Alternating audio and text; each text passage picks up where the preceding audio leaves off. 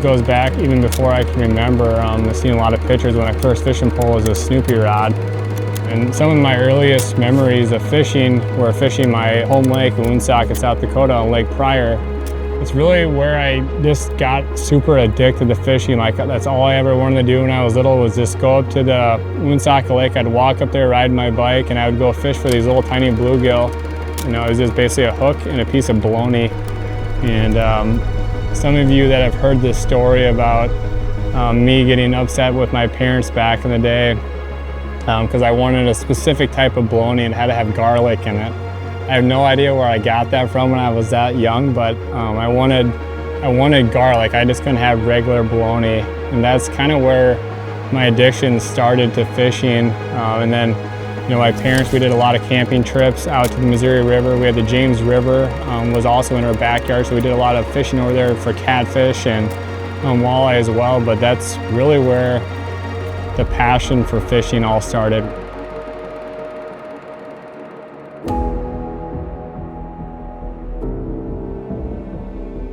The whole thing and the whole path of how I got here, I mean, that old saying of things happen for a reason couldn't be more true. And I always knew that, I mean, I love fishing from a very young age, but like I said, I didn't really know that I was super into tournaments. That was never really in the plan. I went to school to be a power lineman. I was at a job for 15 years. And it just my addiction got to be so crazy with fishing and tournament fishing that I would literally spend every single ounce of vacation I could to go travel around, do these tournaments. And it all started basically when I moved to Pierre.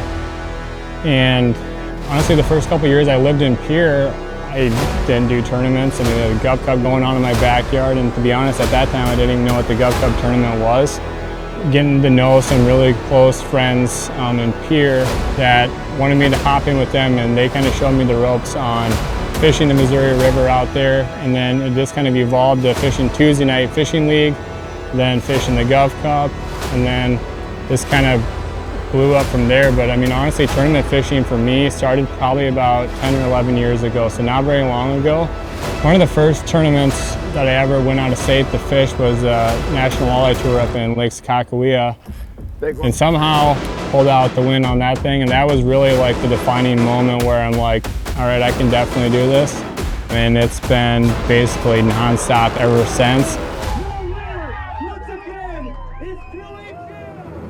There's only 5 of these tournaments every year, and honestly, I probably can't give enough thanks to the sponsors like Rapala that, you know, developing some of the baits that they have that helped me win. Hjelm has been on a tear of all tears over the last few years. You know, the first tournament that I won, Lake Sakakawea, that was on the Shad Rap. So, I mean, for me, fishing with Rapala, it goes back from a super early age, and then transitions into tournament fishing. And then now, with Rapala coming out with the CrushCity lineup, my confidence is literally sky high with these baits.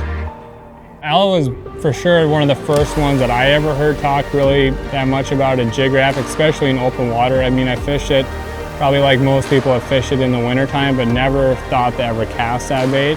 And when he did, I think it obviously took the fishing industry a little bit by storm. And ever since, I remember the first time casting a jig wrap, and just like I'm a power fisherman at heart, I like to fish fast. And that's exactly what the jig wrap does, is you basically get bit right now or reel in and cast again, because it's a super fast bait, it's a reaction bait. So that's why I really love the jig wrap. There's so many different things you can do with it as far as fishing it on the bottom, suspended. They have tons of great different sizes, different colors. And there's just, like I said, there's so many different things that you can do with the jig wrap. There's still gonna be certain methods in walleye fishing that are never gonna go away, and that's, you know, the bottom bouncing, pulling crankbaits. Like them are 100%. They're never gonna go away. Day in and day out, they put fish in your boat. But what I think was happening a little bit, it was just getting a little bit stale, and like we just needed something fresh and something new. And showing people that you don't necessarily have to use live bait to catch walleyes. And a lot of it, you know, is credited to the forward-facing sonar and just figuring out where all these fish are living at now. But knowing that you can catch them with a jig and wrap, casting crankbaits, and now the CrushCity plastics, you don't have to use live bait anymore. I think that's one thing that people are super excited about. And a lot of it is just getting confidence with it. There's a lot of people out there that aren't confident in casting a plastic. They think you have to use a jig in a minnow or a jig in a crawler or whatever.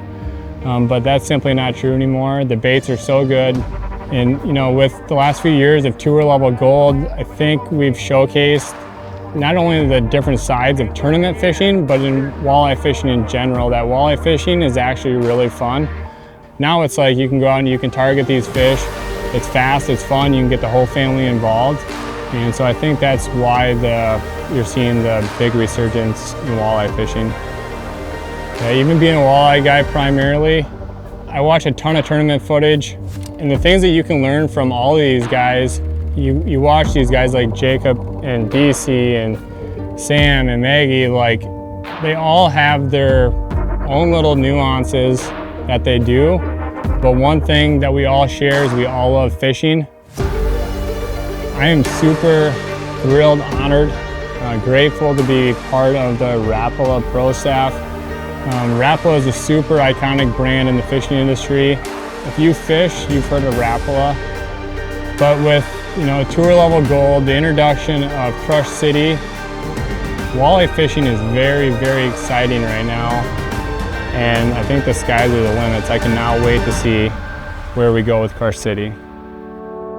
How does one go from a power lineman and a kid from Woonsocket, South Dakota, up and quit your job to take on the feat of going to be a